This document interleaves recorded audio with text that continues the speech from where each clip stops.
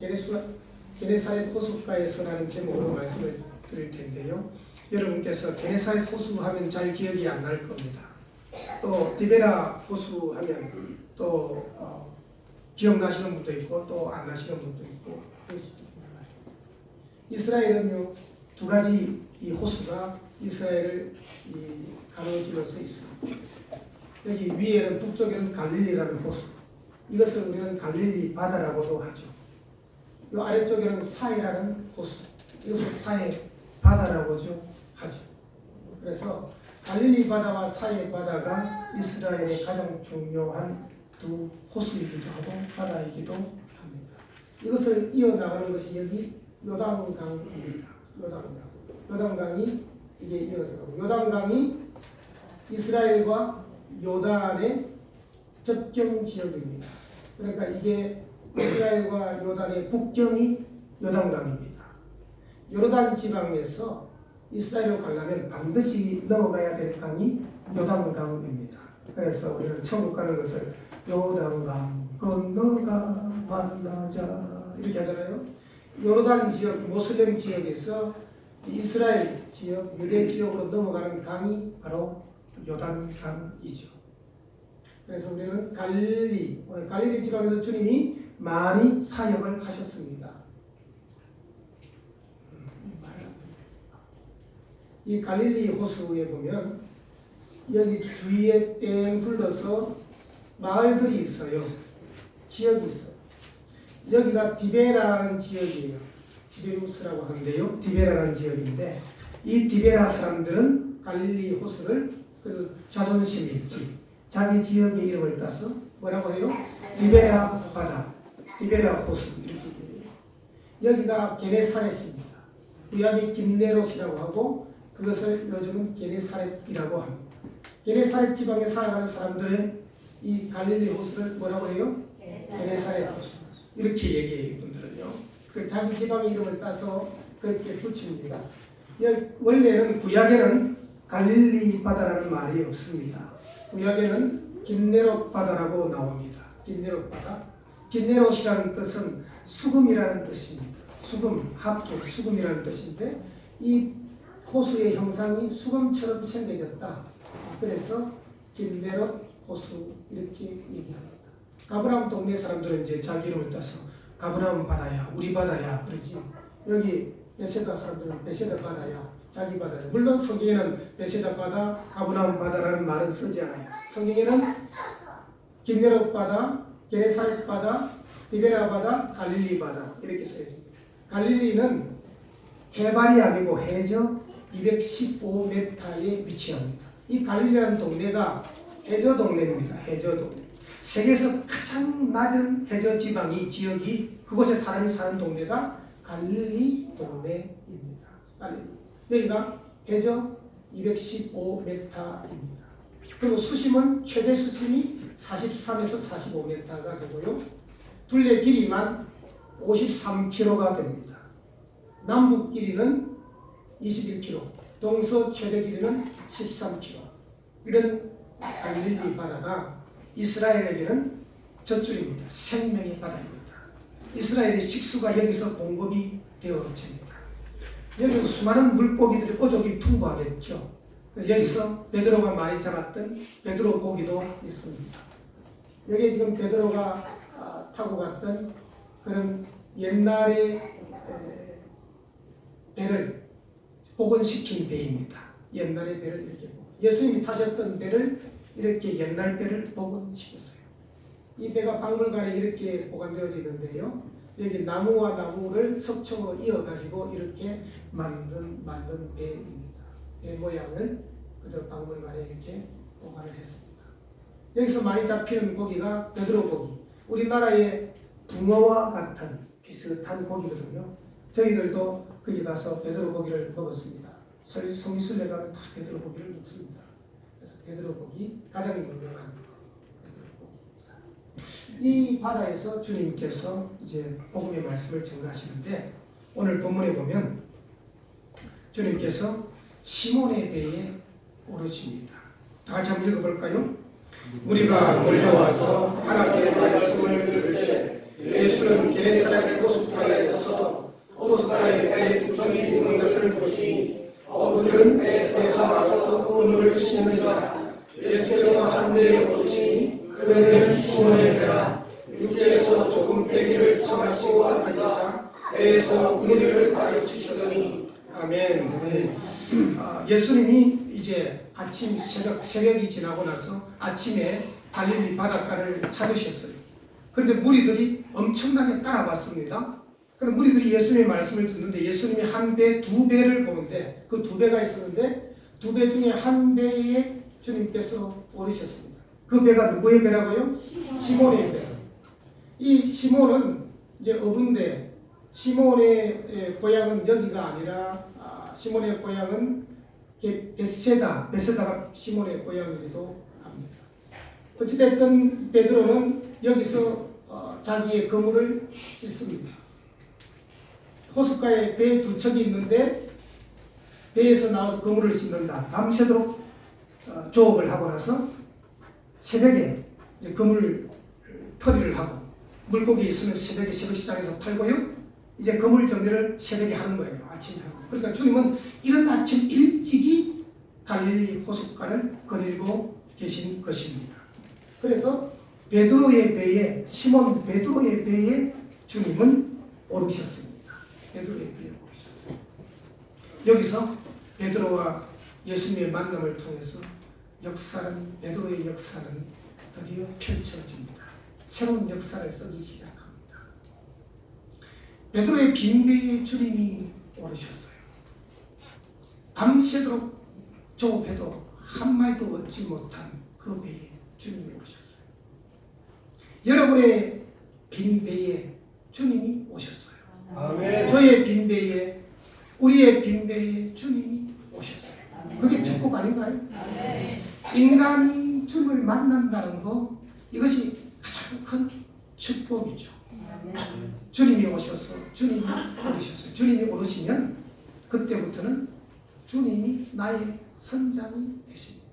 아멘. 베드로의 이 빈배에 주님이 올라서 밤새도록 그물질해도 한 마리도 얻지 못했습니다. 그런데 베드로는 직감적으로 알았어요. 뭐 주님에 대한 소문도 들었지만 직감적으로 야, 이분이 범상치 않는 분이시다. 내 배에 오르셨다. 감당할 수 없는 기쁨이 넘쳤어요. 마음에 기대감이 넘쳤어요. 주님이 오르셨어요. 주님이 오르셔서 배에서 무리를 가르치셨어요. 무엇을 가르치셨을까? 주로 주님이 말씀하시는 것은 천국에 대해서 많이 말씀을 하셨어요. 마태복음 4장 17절에 보니까 예수께서 가라사대 회개하라 천국이 가까웠느니라. 처음 말씀이 천국이 가까웠느니라. 사람들은 천국을 몰라요. 예수님이 천국을 말씀하지 않았다면 오늘의 인류는 천국을 알 사람이 아무도 없었을 거예요. 주님께서 이 땅에 오시자마자 처음 설교하시자마자 회개하라 천국이 가까이 왔느니라. 그리고 제자들을 부를 때도 너희는 천국의 복음을 증거하라 그렇게 얘기하셨어요. 제자들을 두고 마지막 승천하실 때도 성령이 너에게 임하시면 너희가 권능을 받고 예루살렘과 온 유대와 사마리아 땅끝까지 이르러서 내 증인 천국 복음의 증인이 되어라. 하나님 나라를 세상에 알려라. 이 땅의 나라로 인간이 끝나는 것이 아니다. 하나님의 나라를 알려라. 이것이 주님이 피를 토하는 말씀이셨습니다. 그래서 부활하시고 나셔서 40일 동안 이 땅에 계시면서 사도행전 1장 3절에 보니까 하나님 나라를 가르쳐 주셨다. 그렇게 기록하고 있습니다. 시몬의 배에 오르셨던 주님. 주님은 시몬의 배에서 선장으로 오르주셨어요. 그런데 주님의 말씀을 해주시는데 주님의 말씀에 순종하고 주님의 말씀에 의지하여 살아가는 것이 우리의 인생의 가장 중요한 것이더라 하는 것입니다. 4절 5절 다 같이 읽어볼까요? 말씀을 마치시고 시몬에게 이르시되 깊은 데로 가서 그물을 내려 무리를 잡아라. 시몬이 대답하여 이르되 선생님 우리들이 밤이 새도록 수고하였으되 잡은 것이 없지만 말씀에 의지하여 내가 그물을 내리리라 하고. 아멘. 예수님께서 말씀을 마치시고 천국 말씀을 마치시고 시몬에게 이르시고 예수님은 예수님은 자기의 아버지를 따라서 주로 무엇을 했습니까? 무엇이 예수님의 직업이라고 생각하면 되겠습니까? 목수의 일을 하셨어요. 아마 예수님의 손길을 통해서 만들어진 배도 있었을 것이다. 그렇게 학자들은 생각을 합니다. 예수님은 어떤 배를, 누구의 배를 만들어서 역사에 남겼을까? 베드로의 배일까? 누구의 배일까? 주님은 목수로서 배도 만들었는데 보니까 석공의 역할도 감당해요. 나사렛에 가보니까 나사렛은 그 동네는 돌멩이가 많아요. 그래서 예수님은 목수일 뿐만 아니라 석수였다. 그렇게 역사가들은 또 그렇게도 봅니다. 그래서 석수로서 이쁜 조형물들도 많이 만들었을 것이다. 그래서 주님이 만드신 것이 역사에 어디엔가는 남겨져 있거나 묻혀져 있을 텐데 주님의 손길로 직접 만드신 것이 말이죠. 어찌됐든 주님께서 시몬 베드로에게 배에 올라서 베드로에게 깊은 데로 가서 그물을 내려 고기를 잡으라. 그렇게 얘기하고 있습니다.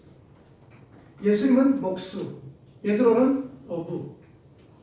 지금 바다에 배 타고 가면서 목수가 어부에게 깊은 데로 가서 그물을 내려라. 어부가 목수에게 그러는 것이 아니고 목수가 어부에게. 근데 이제 주님은 더 이상 목수로서 말씀하시는 것이 아니에요. 베드로는 분명히 알았어요. 야, 주님은 나의 선장이다. 나의 선장으로서 지금 내게 명령한다. 배를 타고 항해하면 선장의 명령은 생명입니다. 선장의 명령을 거역하면 죽음입니다. 여기 가운데 배를 타보신 분도 계시겠지만 우리 이강원 장로님께서는 옛날에 배를 타보셨잖아요. 그죠? 성들이 선장의 명령을 막 거역하고 막 자기 가고 싶은 대로 갈 수 있습니까? 이 운전하는 분을 뭐라고 얘기합니까? 조타수가 선장의 명령을 거역하고 자기 마음대로 방향을 전할 수 있습니까? 안 되지요. 예. 배를 타면 배라는 것은 선장의 명령 따라 움직여가야 되는 것입니다. 베드로는 자기 배에 오르신 분이 자기가 더 이상 주인이 아니고 이분이 하자는 대로 난 순종해야 돼 라는 마음이 싹 들어왔어요. 그러니까 이분이 나의 선장이야. 여러분의 인생에 대해 주님이 오셨어요. 그러면 여러분의 인생은 누구의 뜻대로 이루어져야 돼요? 주님의 뜻대로 이루어지는 것이 가장 평안하고 가장 축복된 길입니다. 선장으로 주님이 오셨는데 내 뜻대로 여러분이 하고 싶은 대로 한다면 여러분이 선장이고 주님은 여전히 목수 인간으로만 보는 것입니다. 주님은 우리의 영원한 선장이 되시러 우리 인생의 빈배에 들어오셨습니다. 주님이 우리 인생의 빈배에, 우리 가정의 빈배에 들어오시면 거기서 놀라운 일이 벌어집니다. 다만 한 가지 조건, 순종할 때에 일어나는 일이다 라는 것입니다. 그래서 베드로에게 깊은 데로 가서 그물을 내려 고기를 잡아라. 고기를 잡는 이 어부들은요, 밤새도록 그 깊은데 한 분도 아니고 얼마나 많이 던지고 그물 올리고 던지고 올리고 해봤겠습니까? 예수님, 우리 밤새도록 다 해봤어요. 다 해봐도 별 수 없네요. 주님이 도대체 뭘 안다고, 목수가 석수가 뭘 바다에 대해서 뭘 안다고, 우리 바다 어디에 고기가 어느 정도 어느 시간에 어디에 몰고, 이거는 우리가 바삭하게 잘 알고 있습니다. 우리 할 것 다 해봤습니다. 세상 말로 하면 우리 할지 못할지 다 해봤습니다. 그런데 하라고요? 이렇게 묻거나 따지지 않습니다. 이미 나의 선장으로 받아들인 주님이십니다. 그래요. 주님이 그렇게 얘기하니까 베드로가 뭐라고 얘기합니까? 우리들이 밤이 새도록 수고하였을 때 잡은 것이 없지만은 말씀에 의지하여 내가 그물을 내리리이다. 야, 베드로가 이런 신앙고도를 합니다. 말씀에 의지해서 내가 그물을 내리겠습니다. 내 인생의 바다에 어떤 이런 바다를 고해라고 하는데, 고통의 바다, 내 인생은 고통으로 가득 찼다라고 얘기하는데, 내 인생에 어떤 어려움이 있더라도 주님 명령하고 말씀하시니 내가 그물을 주님의 말씀에 의지하여 내리겠습니다. 주님 뜻대로 내리겠습니다. 우리 인생 가는 걸음이요, 주의 뜻대로 움직여져 가야 합니다. 그래야 여러분이 풍성한 삶을 살게 됩니다. 여러분의 인생이 주님의 말씀 따라 가셔야 합니다. 그래야 나도 살고 남도 살립니다. 그래서 베드로는 주님, 내가 주의 말씀에 의지해서 그물을 내리겠습니다. 이래서 그물을 내립니다. 그 결과가 풍성한 수확이 있습니다. 다 같이 한번 읽어볼까요?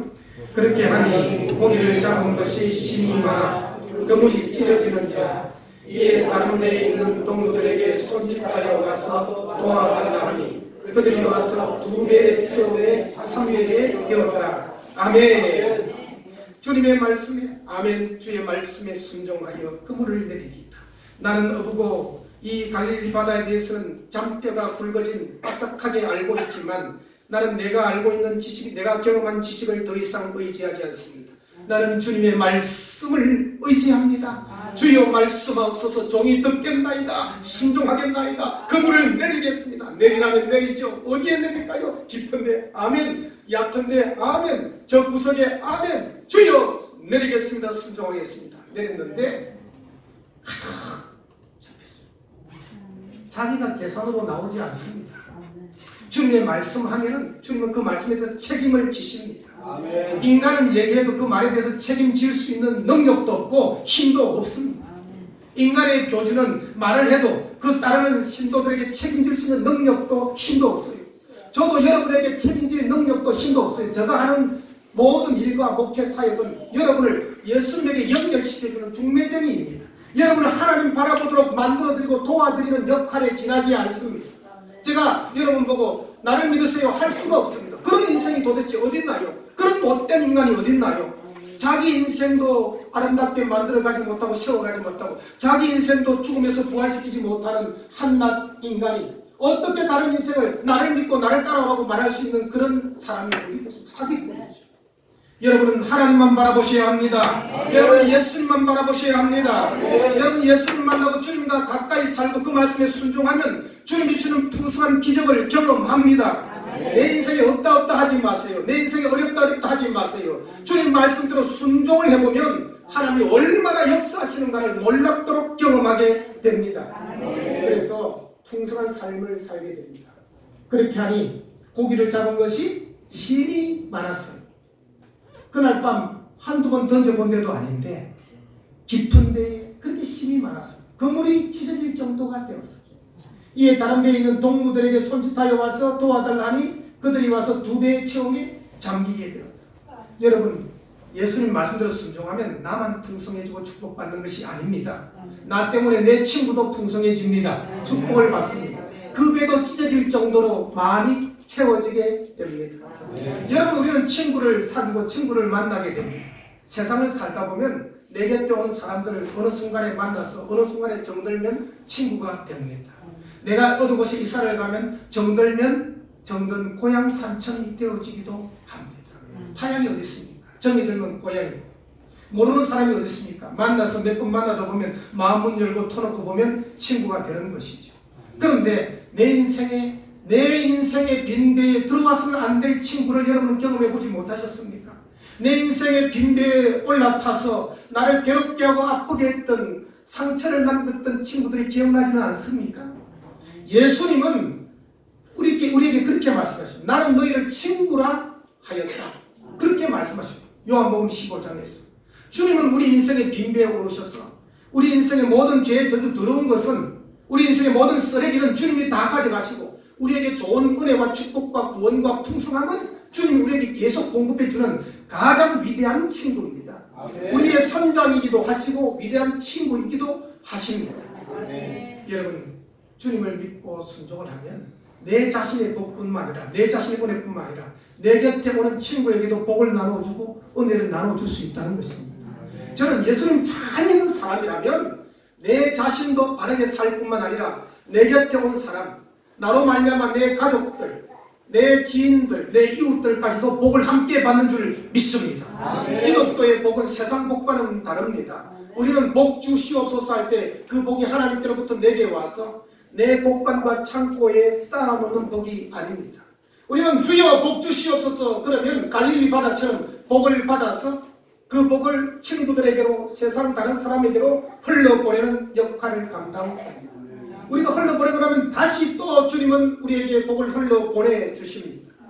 주님을 선장으로 모시고 살아가는 사람은 이렇게 재미있고 신난 삶을 살아가실 수가 있습니다. 마치 갈릴리 바다처럼 말이죠. 남에게 줘본 사람, 그리고 하나님의 복을 흘러보내서 받아서 흘러보내는 통로가 되어본 사람은 그 맛에 들이면 그 맛을 잊을 수가 없습니다. 그러나 내 창고 곡간을 줍고 나를 위해서만 쓴 사람들은 평생도록 그런 은혜와 복은 절대로 경험할 수가 없습니다. 저는 목회 33년을 통해 살면서 찢어지게 가난한 상태에서 주님의 은혜와 복을 흘러보내는 사람, 하나님이 위대하게 아름답게 세워주신 것을 많이 봤습니다. 그러나 엄청난 부요함을 가지고 있어 엄청난 것들을 가지고 있었지만은 자기만을 위해서 꽉꽉 채웠던 사람이 한순간에 다 잃어버린 것도 저는 보았습니다. 사랑하는 여러분, 괜찮아. 들을 사람이 다 알았습니다. 너도 설교하고 목사님도 설교하고 같이 해야 돼요. 괜찮아요. 여러분 적응하셔야 돼요. 앞으로 우리 애들 많이 오면 괜찮아요. 여러분만 집중하시면 됩니다. 저는 괜찮아요. 여러분, 하나님의 풍성은요, 우리로 끝나는 것이 아닙니다. 내가 살면 내 옆에 있는 남편도 아내도 살고 자녀도 살고 가족도 살고 이웃도 살고 다 삽니다. 내가 죽으면, 내가 마음이 죽을 것 같으면 짜증이 나고 심장질이 나고 막 이렇게 해가지고 옆에 가족도 초기상이 됩니다. 눈치만 보고 살을 파야 됩니다. 이웃에게도 위에서 쿵쾅 소리가 나면 한번 소리가 나봐라. 내가 올라가서 내가 가만히 두나 안 두나 이래가지고 서로 꽝꽝 얼어붙은 담벼락이 채워집니다. 그러나 은혜 받으면요, 하나님의 풍성함을 경험하면 친구들을 불러서 나의 문을 열고 나의 곳간의 문을 열고 풍성하게 그에게도 풍성하게 채워집니다. 여러분은 살아가면서 여러분 친구 때문에 풍성해진 경험도 있을 것이고 친구 때문에 쏘가리 하면서 밤새도록 잠 못 이룬 그런 경험도 있을 것입니다. 사랑하는 여러분, 예수님은 여러분에게 계속해서 풍성하게 보내주신다는 사실을 기억하십시오. 우리는 하나님의 은혜와 복을 받아서 남들의 우리 곁에 오는 사람을 살리고 세우고 풍성하게 만드는 그런 주인공이 되었으면 좋겠습니다. 주님이 말씀하셨어요. 나의 소원은 이것이란다. 요한복음 10장 10절을 다 같이 읽겠습니다. 도둑이 오는 것은 도둑질하고 죽이고 멸망시키려는 것뿐이요 내가 온 것은 양으로 생명을 얻게 하고 더 풍성히 얻게 하려는 것이라. 아멘. 예수님이 이 땅에 오신 것은 생명을 얻게 하고 풍성히 얻도록. 여러분은 주님의 풍성을 경험하고 계십니까? 경험하지 못한다면 기도하셔야 돼요. 주님, 나를 구원해 주신 것 감사드립니다. 이제는 주님의 풍성을 더 경험하게 해 주시옵소서. 여러분, 주님의 풍성을 경험하려면 말씀에 순종을 하셔야 된다고 말씀드렸습니다. 주님의 말씀에 순종하십니까? 주님이 말씀하고 계시는데도 여러분의 생각을 끝까지 고집하려 하십니까? 내 생각은 아니야. 주님이 뭐라 하시던가. 성경이든 주님이든 하나님이든 내 생각이 이것이면 틀림없어. 나는 이대로 하는 거야. 나는 막 철저히 그냥 그건 자기도 죽이고 남도 죽이는 그런 삶입니다. 모든 것 내려놓으십시오. 여러분의 생각을 내려놓으십시오. 주님의 생각으로 채우십시오. 주님의 은혜로 채우십시오. 그럼 나도 살고 남도 살고 나도 풍성해지고 남도 풍성해지게 됩니다. 그런 축복을 받을 때 드디어 베드로의 영의 눈이 열립니다. 놀라운 신앙 고백을 하죠. 8절부터 10절 다 같이 읽겠습니다. 시몬 베드로가 이를 보고 예수의 무릎 아래에 엎드려 이르되 주여 나를 떠나소서 나는 죄인으로소이다 하니 이는 자기 및 자기와 함께 있는 모든 사람이 고기 잡은 것으로 말미암아 놀라고 세베대의 아들로서 시몬의 동업자인 야고보와 요한도 놀랐습니다. 아멘. 아멘. 참 고기 잡힌 것을 보고 놀랐어요. 야고보와 요한도 놀랐어요. 그런데 놀람으로 끝마친 것이 아니고 베드로는 진짜 놀라고 놀라니까 사람이 육신이 이 정신이 지성이 놀라니까 마지막에는 탁 터져가지고 영성이 터져요. 여러분 한국의 지성이라고 하는 이어령 박사, 그분은 굉장히 지성적인 분이었어요. 한국에서 최고 가는 지성이었죠. 그런데 그의 딸 김미나 목사님, 어느덧 딸이 미국에 가서 예수님을 믿었어요. 그리고 그 가정에는 아픈 가정의 상처, 이혼의 상처도 있고 아픔도 있었어요. 목사라고 그런 걸 겪지 않는 것이 그런 아픔도 겪었습니다. 그런데 그 중에 오직 복음의 사람이 되었어요. 복음을 전하기 위해서 그 딸은 변호사이기도 합니다. 변호사 일을 벗어놓고 가정의 아픔도 다 자식 가운데 정말 제대로 건강하지 못한 병든 아이가 태어났습니다. 의학이 고칠 수 없는 그런 병든 아이도 태어났습니다. 그 모든 것을 고난의 짐 십자가를 짊어지고 목사가 신학을 공부하고 목사가 되었습니다. 자기 아버지에게 그렇게 설득하고 설득해도 아버지가 돌아오지 않았어요. 마지막 그 딸이 이 땅을 떠나는 순간, 이민아 그 딸 목사님이 이 땅을 떠나는 순간 아버지에게 부탁해서 예수님 믿어라. 딸이 이 땅을 떠나고 나서야 그 지성이 깨어집니다. 무너집니다. 지성의 상아탑이 쌓아본들 하나님의 그 지혜 앞에서 얼마나 되겠습니까? 그 지성이 산천초목을 다 논할 수 있겠습니까? 바다의 모든 물고기 떼들을 다 논할 수 있겠습니까? 공기의 모든 움직임을 다 논할 수 있겠습니까? 이 모든 땅의 티끌의 모습들을 다 논할 수 있겠습니까? 뭘 도대체 논을 할 수 있다고? 그 지성이 와르르 무너지고 깨어졌어. 지금은 신실한 주의 복음 전하는 자가 되었습니다. 아멘. 사랑하는 여러분들, 우리의 자그마한 생각에 주님의 위대함 높음을 담으려 하지 마십시오. 그저 주님의 말씀에 아멘 순종하시기 바랍니다. 아멘. 순종하고 나니까 이제 베드로의 영의 눈이 열렸어요. 예수의 무릎 아래에 엎드려 주여 나를 떠나소서. 나는 죄인이옵소이다. 여러분, 영의 눈이 열려져서 신앙 고백을 할 수 있다는 것은 이 지구상에서 가장 위대한 축복받은 사람입니다. 아멘. 내 영의 눈, 영의 귀가 열리지 않으면 주님을 주님으로 하나님으로 알아볼 수가 없어요. 하나님을 알아볼 수가 없어요. 최고의 지성인 니체나 그 시대의 사람들, 쇼펜하우나 이런 사람들이 허무주의 철학, 염세주의 철학, 신은 죽었다, 사신 철학을 주장하면서 그때 유럽의 돌풍처럼 부는 것이 인본주의, 인간 중심주의 아닙니까? 사람이 다 끝나는 거지. 하나님이 어디 있어? 하나님을 인간의 왕자에서 하나님을 몰아냈어. 하나님이 없어. 우리는 인간이 멋지게 유토피아를 만들어가는 거야. 인간이 그렸던 유토피아는 1차 세계대전, 2차 세계대전의 그 아픔만을 남겼습니다. 인간의 오만함과 인간의 독설과 인간의 가슴 속에 있는 이 욕심 덩어리는 다른 사람을 죽이고 정복하고 다른 사람을 짓눌러서 자기를 그저 포장하는 것에 지나지 않습니다. 어느 사상도, 어느 정치가도, 어느 권력가도 그럴 수밖에 없어요. 인간은 본질상 죄인이기 때문에 우매한 군중들은 그 사람들의 선동에 따라, 철학가들, 지성인들의 선동에 따라 막 움직였지만 그 결과가 만들어낸 것이 1차, 2차 세계대전의 참상뿐이었습니다. 그러나 주님은 이 땅에 오셔서 자기가 죽습니다. 자기가 살려고 전쟁을 일으키지 않습니다. 자기가 모든 것을 당하십니다. 그리고 우리를 살렸습니다. 아멘. 예수를 믿는 것이란 바로 그런 것입니다. 그래서 영의 눈이 열려지니까 주님 앞에 무릎을 꿇고 주여 나를 떠나소서. 나는 죄인으로서이다. 그 전까지는 죄인인 줄 몰랐어요. 내가 무슨 죄를 지었어?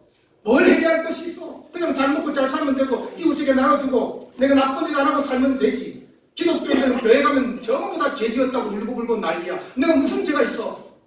영의 눈이 열리지 않아서 그런 겁니다. 영의 눈이 열린 베드로가 주님 앞에 무릎을 꿇고 주님 나를 떠나소서. 나는 죄인으로서이다. 만선의 풍요에 성공의 축복이 중요한 것이 아닙니다. 주님은 이것을 강조하지 않습니다. 이 성공의 축복, 세상 행복과 성공의 축복보다도 영의 눈이 열려서 주님을 주님으로 알 수 있다는 것. 이것이 진정한 축복이죠. 아멘. 그 베드로에게 주님은 이제 사람을 살리는 사람으로 너는 살아가거라 말씀합니다. 다 같이 읽어보겠습니다. 예수께서 시몬에게 이르시되 무서워 말라. 이제부터는 내가 사람을 취하리라 하시니 그들이 배들을 육지에 대고 모든 것을 버려두고 예수를 따르니라. 아멘. 나 하나 살기도 어려운 세상, 나 하나도 제대로 간수하지 못하고 나 하나의 신앙도 제대로 지켜가기 어려운 세상입니다. 그런데 베드로는 그때 주님의 은혜를 받고 보니까 자기만 살 뿐만 아니라 너를 통해서 수많은 사람들이 살아날 것이다. 수많은 사람들을 생명을 주는 살려내는 그런 사람으로 너를 쓸 것이다. 주님이 약속해 주셨습니다. 그 이후 베드로는 수많은 사람들을 살리는 사람이 되었습니다. 사랑하는 여러분, 우리 오늘 이제 탈당 곳으로 봄수풍을 갑니다. 예수님을 믿지 않고 살았던 사람, 술독에 빠져서 인생을 원망하고 감옥 속에서 스디슨 차가운 감옥 속에서 고통하며 괴로워하며 세상을 원망하고 그렇게 살아갔던 한 사람, 나중에는 남들이 볼 때 정신이 멀쩡하지 않고 이상할 정도로 이상해진 한 사람이 추수하고 난 이후에 그렇게 좋아하던 막걸리 한 잔 들이키고 교회당을 찾습니다. 그리고 교회당에서 예수님을 영접합니다. 목사님 보고 목사님 나하고 막걸리 한 잔 하시겠어요? 그렇게 말했던 사람입니다. 교회당 찾을 때마다 예배 드릴 때마다 막걸리 한 잔씩 마시고 가셨어요. 그런데 그 목사님 받아주었고 그 교회 성도들도 받아주었습니다. 그런데 그가 변화돼서 예수님 믿고 귀한 그런 작품들을 많이 남겼는데 그 중에 하나가 귀천이라는 시입니다. 천상병 시입니다. 우리 다 같이 한번 읽어볼까요? 나 하늘로 돌아가리라. 새벽빛과 가을에는 쓰러지는 이슬 겨울에 손에 손을 잡고 나 하늘로 돌아가리라. 우물빛 함께 단둘이서 기슭에서 놀다가 구름 손짓하려는 나 하늘로 돌아가리라. 아름다운 이 세상 소풍 끝내는 날 가슴 아름답다고 말하리라. 이 귀한 시를 남기고 하늘나라로 갔어요. 그분은 가난했고 억울했고 세상의 가장 밑바닥에서 살아보기도 했고 모든 그런 모함들을 뒤집어 쓰기도 했고 얼마나 세상을 원망하고 불평했습니다. 그런데 그것이 아무것도 아니라는 것입니다. 세상은 그래도 바뀌지 않다는 것입니다. 자기만 바꾸면 되더라. 여러분은 세상을 바꾸려 하지 마세요. 다른 사람을 바꾸려고도 하지 마세요. 여러분 자신이 예수님 안에서 내 하나 은혜 받으면 나를 통해서 수많은 사람들에게 감동을 끼치고 그들은 고난에 쓰디 쓴 인생의 사실을 이 땅에서 소풍 나와서 사는 것으로 비유를 했어요. 그리고 이 땅이 끝나고 나면 분명히 하늘로 돌아간다고 귀천한다고 얘기를 합니다. 인간에게는 삼생이 있어요. 어머니 태중에 태생이 있어요. 10개월 동안. 이 땅에 70년에서 100년 사이에 이 땅에 현생이 있어요. 그리고 이 땅을 따르면 저 천국에 내생이 있어요. 인간의 마지막 우리의 삶의 자리는 천국입니다. 이 땅에서 태중에서 10개월, 이 땅에서 100년, 천국에서 영원을 보내게 됩니다. 그날을 바라보면서 나 하늘로 돌아가리라. 이 땅에 내 인생의 소풍을 끝마치고 하늘나라로 돌아가는 그 순간 하나님 앞에서 이 땅에 나의 소풍이 나의 인생이 아름다운 노라고 나 말하리라. 여러분 그것이 믿음의 삶 아니겠습니까? 아멘. 하나님 나 한없이 억울했어요가 아니잖아요.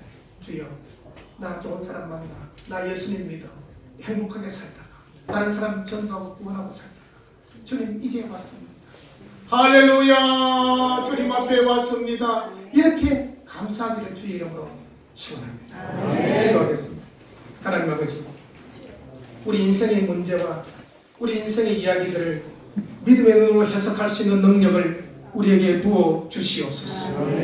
우리 인생의 빈대에 선장으로 오르신 주님 감사합니다. 우리 인생에 어떤 말씀을 하시든지 아멘 아멘 순종하기를 바랍니다. 어리석은 내 생각을 고집하게 말게 하여 주시고 주님의 뜻과 주님의 생각을 따라 순종하며 살아가게 하여 주시옵소서. 나도 살고 나도 풍성해지고 다른 이도 풍성해지는 삶을 살아가게 하여 주시고 나도 살고 다른 이도 살려내는 그런 삶을 살게 하여 주시옵소서. 이 땅의 소풍 끝마치고 하늘나라 주님 앞에 내 고향 그곳으로 돌아가는 그 순간 주여 그 세상의 삶이 아름다웠습니다. 그 세상의 삶이 하나님께 영광이었습니다. 주여 감사했습니다. 그렇게 고백할 수 있는 저희들 되도록 축복해 주시옵소서. 예수 그리스도 이름으로 기도드리옵나이다. 아멘. 우리 다 같이